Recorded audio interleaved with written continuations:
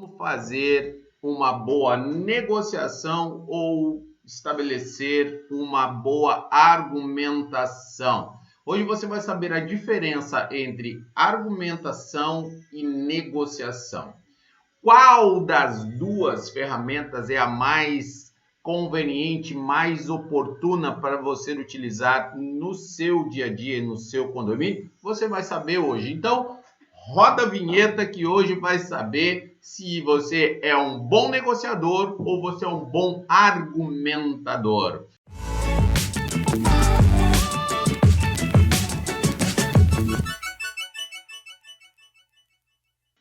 Vamos então preparar aí o papel, a caneta e vamos saber a diferença entre argumentação e negociação. Como que funciona esse processo de argumentação uma negociação, numa audiência, num processo judicial, diante do juízo ou com as partes. Porque você pode talvez imaginar, é somente o advogado que é um bom negociador, ou ele única exclusivamente é a pessoa que ou a única profissão que é responsável e sabe estabelecer uma negociação.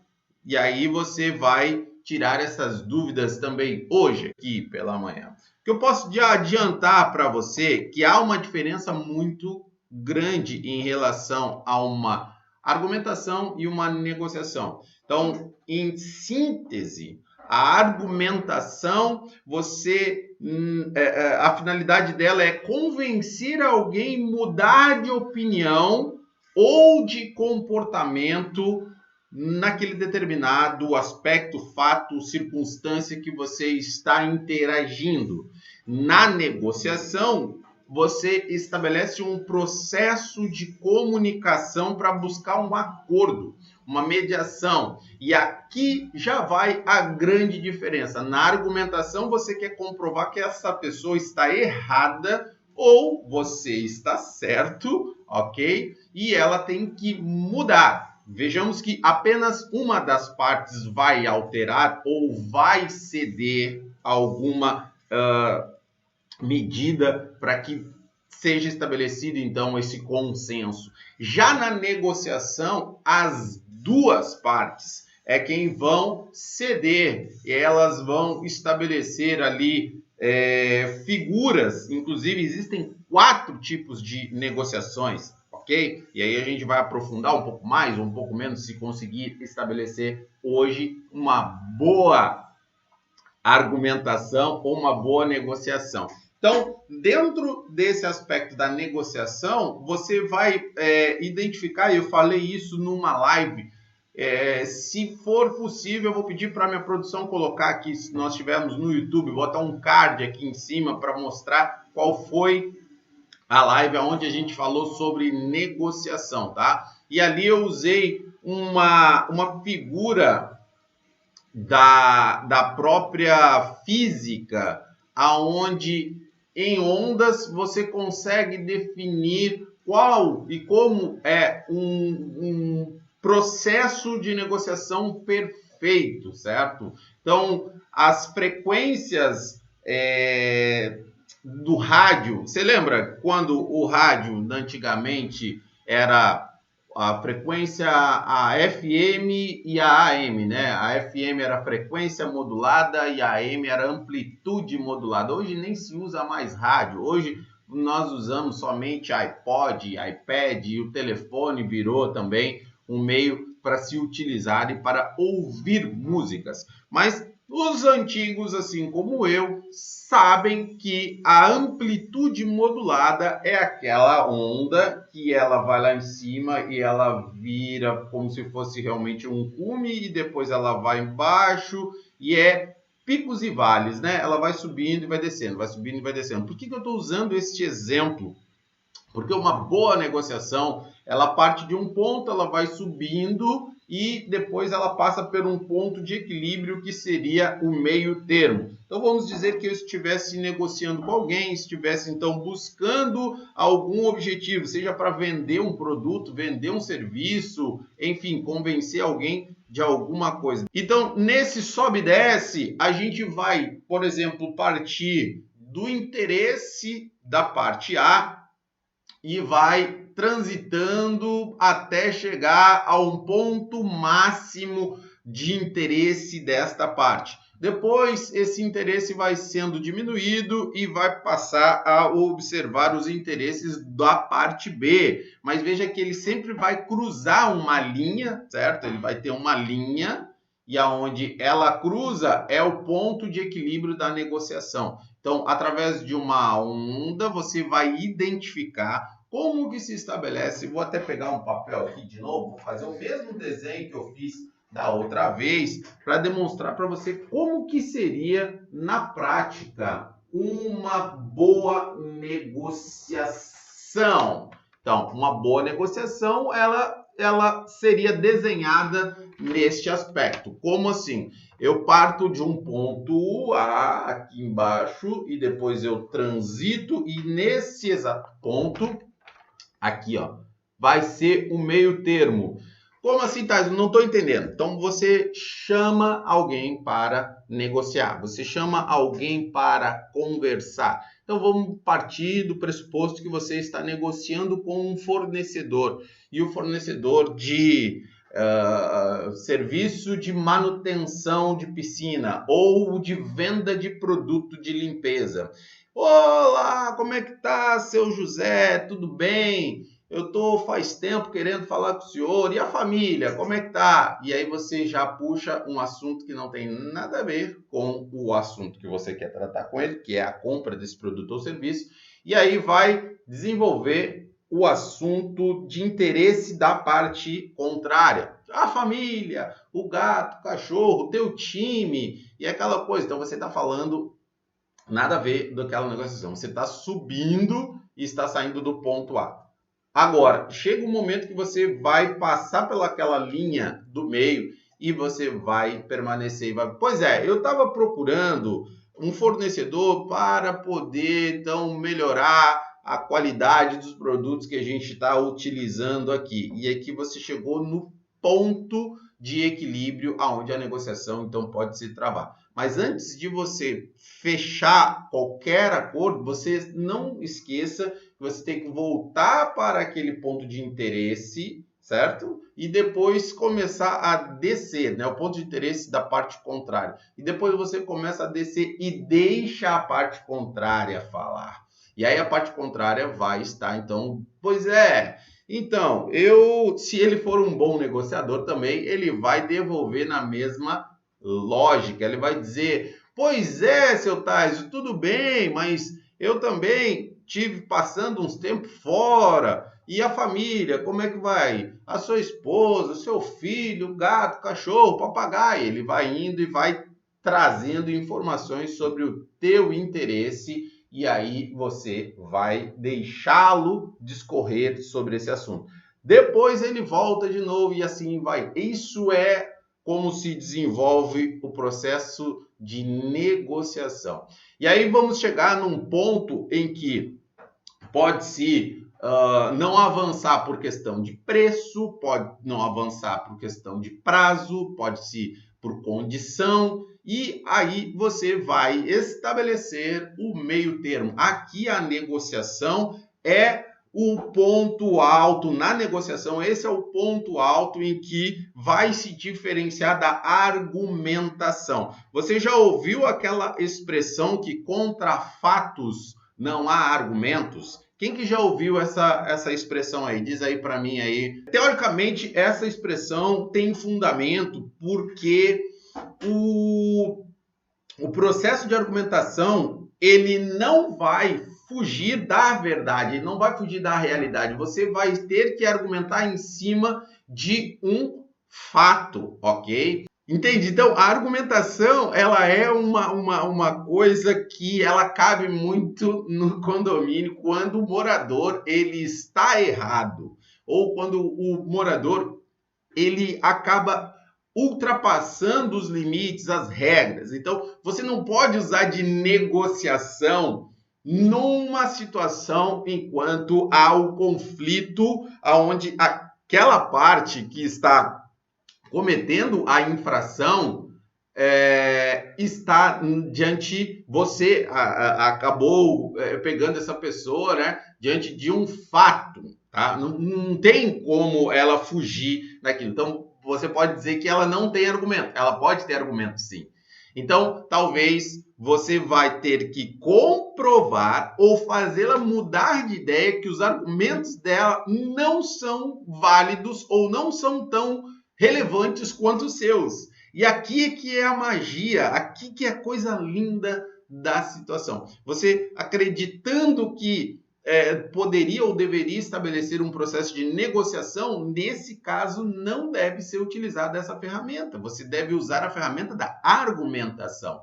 A argumentação, então, se você quer que aquela pessoa concorde com você, você vai ter que, então, trazê-la para a realidade dos fatos. Você vai precisar comprovar que você está certo. E aonde vai estar a comprovação da sua certeza e da sua razão? No regimento interno, ou até mesmo em fatos anteriores que aconteceram e aquela pessoa acabou não tendo ciência, não sabendo. Um exemplo típico disso também é aquela pessoa que gosta de deixar o cachorro solto dentro do condomínio.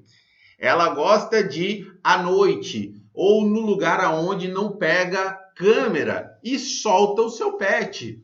E aí você está lá, ou foi avisado pelo zelador, pela segurança, de que essa pessoa, ela faz essa prática todos os dias, no mesmo horário, até porque o cachorrinho, ele tem que evacuar, ele tem que fazer as suas necessidades, e é sempre num horário determinado, é um horáriozinho já previsto para ele fazer a cagadinha dele lá, né? Então, você vai ter que estabelecer uma argumentação, não negociação, você não deve negociar com os moradores nesse sentido, e para que essas pessoas possam, então, se ver vencidas neste debate, você precisa não só ter óleo, tá? Óleo. E sim, óleo. Você precisa ter uma capacidade de fazer com que ela perceba, que ela entenda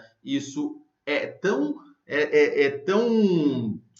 tão danoso, esse comportamento ele é tão prejudicial à comunidade que ela não vai ter realmente condições de superar os seus argumentos. Então, eu gostaria que você, então, aqui me dissesse, tá? Eu não tinha a ideia. Para mim, negociação e argumentação era tudo a mesma coisa, mas agora eu entendi que existem diferenças abruptas, né, em relação à argumentação e negociação, tá? Eu já falei que existem diversos tipos de negociação. Então, existe a negociação distributiva, integrativa, criativa, e esse não vai ser o momento que nós vamos trabalhar em cada uma delas. Hoje nós vamos tratar a diferenciação de uma da outra, e eu ainda vou te dar elementos para que você possa bater muito mais forte com argumentos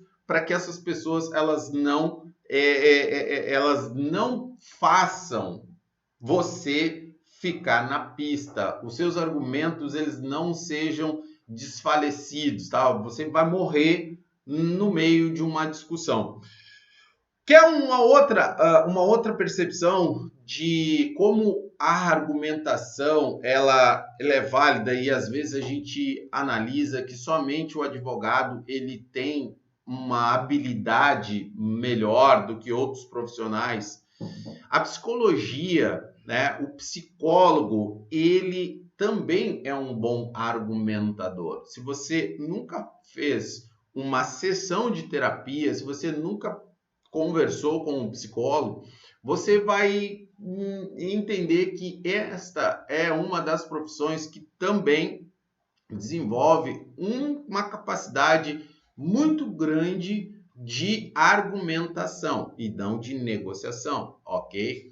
A argumentação na psicologia, ela vai para tentar mostrar para essa pessoa que ela está com um problema, ou até mesmo fazê-la assumir, admitir que ela está com esse problema.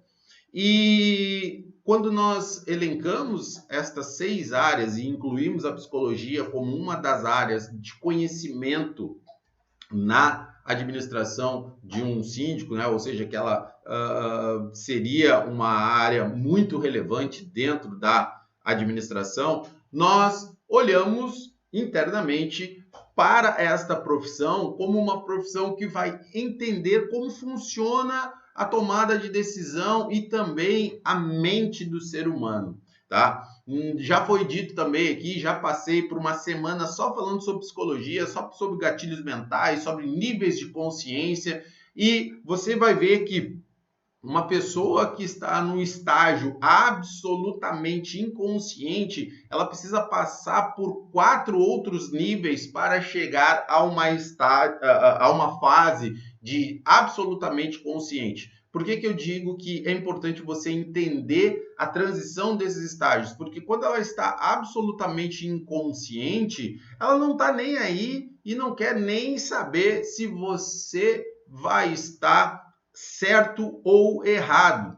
Para ela não faz diferença nenhuma, é apenas a sua razão e as suas verdades é que vão valer. Agora, quando você conseguiu levá-la ao estágio mais distante deste ao qual ela está, que é o absolutamente consciente, ela vai partir de uma pessoa que seria uma detratora, certo? Que vai trazer para baixo a sua gestão, a uma pessoa promotora, ela vai promover a sua gestão.